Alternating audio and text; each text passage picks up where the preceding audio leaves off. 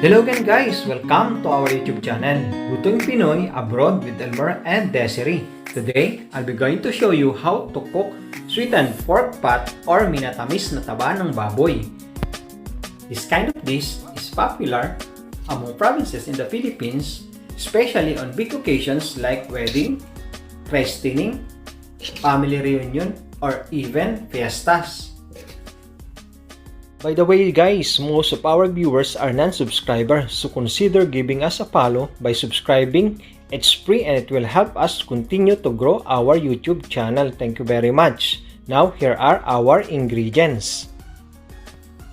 Tomato ketchup, fresh tomato,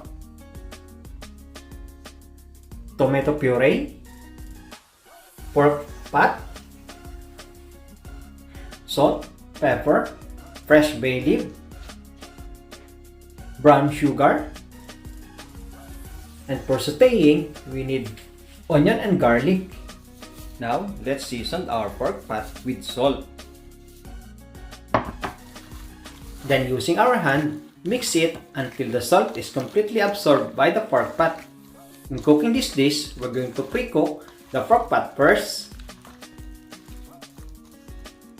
Now, let's start cooking. In a preheated wok, let's pour in our pork fat. Using ladle, mix it in a wok.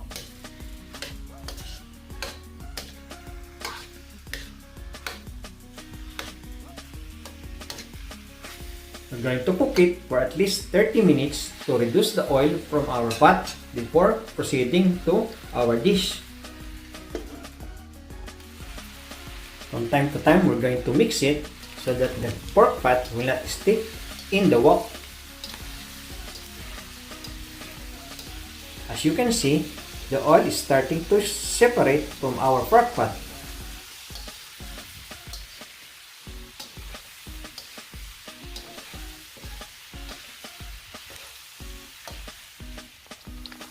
Now, the oil is completely separated from the pork fat.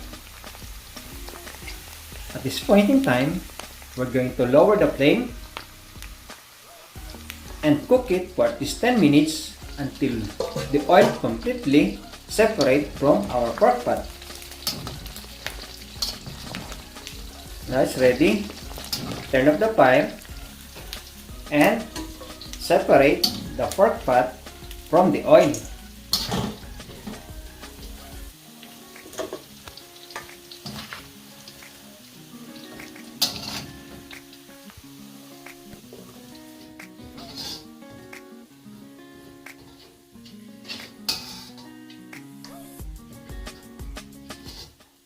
Then, remove the excess oil from the wok.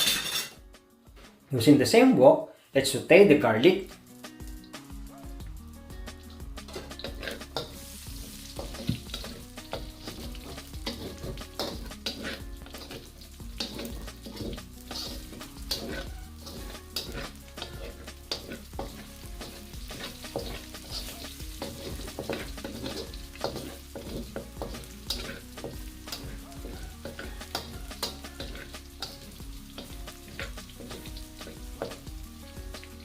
And onion.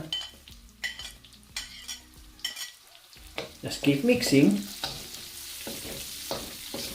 until the flavor is induced.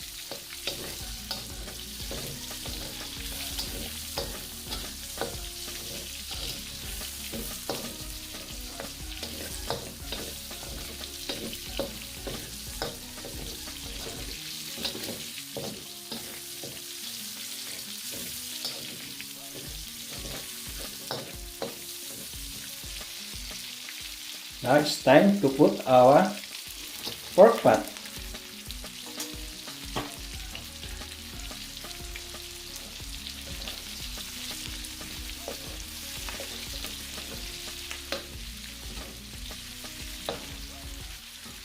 Then fresh tomato.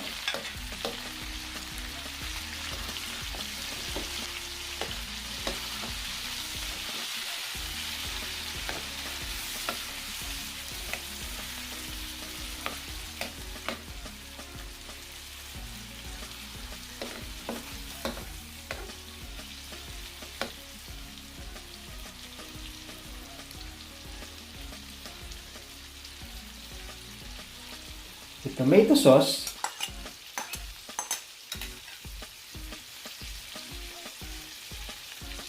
tomato puree,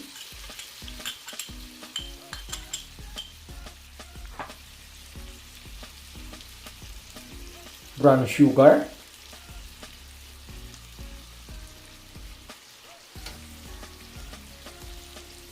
and fresh bay leaves. Also, for seasoning, the ground black pepper and salt.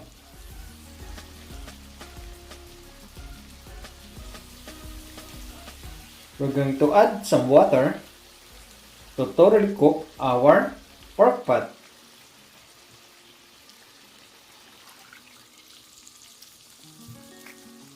Then mix it. We're going to cook it until sauce thickened and our pork pot soft in consistency or texture. We're going to cook it for at least 15 minutes.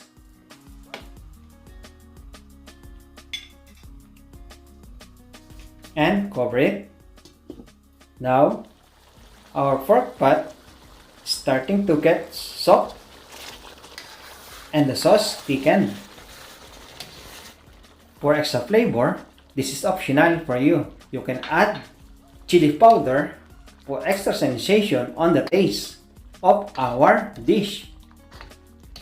For you guys, for more videos of DIY and cooking, you may visit our YouTube channel, Facebook page, TikTok, and Instagram at Lutuing Pinoy Abroad. Also, feel free to comment, share, likes, subscribe to improve our YouTube channel.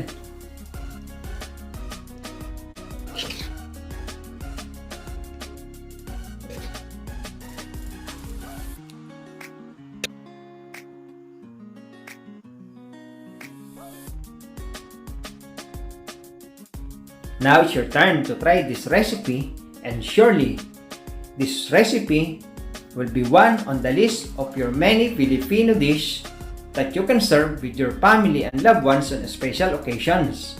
Thank you very much for watching. Enjoy cooking. Happy eating. God bless. Bye-bye.